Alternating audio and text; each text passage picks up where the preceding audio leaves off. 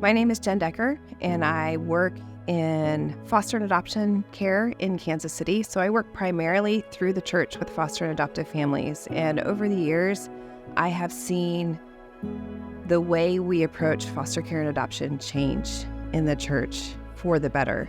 At first, I saw a movement of trying to recruit people into this space, and then suddenly realizing that our families look different. These kids act different in children's ministry. These marriages are struggling, and then trying to figure out how to really wrap around those families, I think could be the biggest opportunity for the church to transform the world that's hurting. Because we are not having to go out and find people who are hurting. We are inviting them into community, and it's messy. It's hard. And I just think the church has such an opportunity to learn about the wounds that people have. And when you come close to a hurting person, you can't respond to hurting people the same way anymore. When you see what a child's story and history has been, then you have compassion for adults who've lived that history and that story.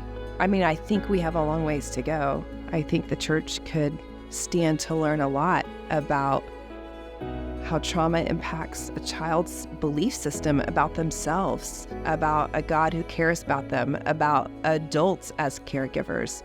This is our opportunity to step in and care for people right where they are.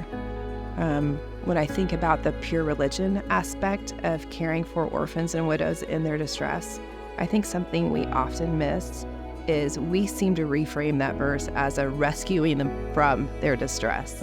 And we don't take into account that we are supposed to be entering into these hard places with them. We have a foster family. They had 3 kids to get 3 different places on the same night and 2 drivers. And so somebody stepped in and said, I can take her back and forth to her play practice. Well, when it came time for the play in a few weeks, who did she really want there? She wanted that couple that had been taking her back and forth to play practice. And that changed their relationship with that child. And then that family felt invested in and felt cared for. They felt like there was a community of people saying, we're with you. You've got this. You can do this. We're not going to let you fail. And instead of it just being a family making a decision to provide foster care or open their home, it was the decision of a whole community to help this family be successful. And the impact that's made, not just in our congregation, but to the family and to this kid who lost all of their extended family, all their relationships, now has a little village of people that they know cares. That tells this kid, you're valuable. I see you. You matter. What does Jesus want us to know? You're valuable. I see you. You matter. What does he want those of us following him to know?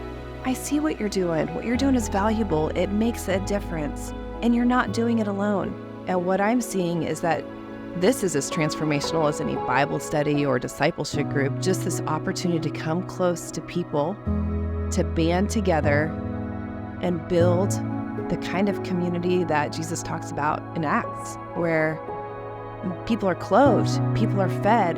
There was no one hungry or needy among them. You can teach that all day. You can do a Bible study on that all day.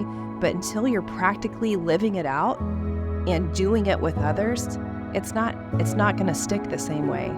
And once you've had that opportunity to be in community like that, you move through the world differently, and you recruit volunteers differently. You invite other people to join you in your mission now because it's been transformational to you, not just because you need somebody to bring a casserole on Thursday, but because you know that being close to these kids has changed your life. And engaging like this, to me, that's pure religion.